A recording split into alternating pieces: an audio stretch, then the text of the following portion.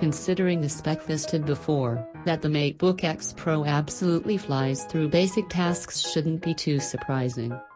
The version here uses an Intel processor that is 40% faster than the previous models.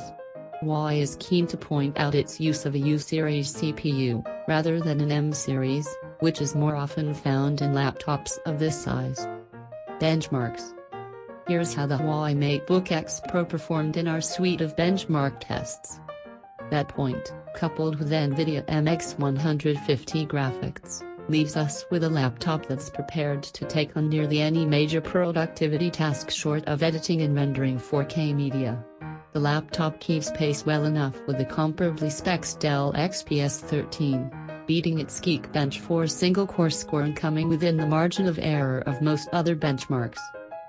As for the 13-inch MacBook Pro, the MateBook X Pro handily squashed it in both our Geekbench 4 and Cinebench tests, proving how much stronger Apple's leading laptop would have been had it waited a bit longer for 8th generation Intel processors.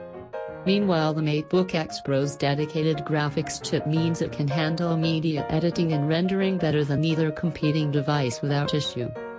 In short, the more holistic power profile within the MateBook X Pro makes it perhaps an even more alluring alternative to the Dell XPS 13 and MacBook Pro performance-wise, a surprising development.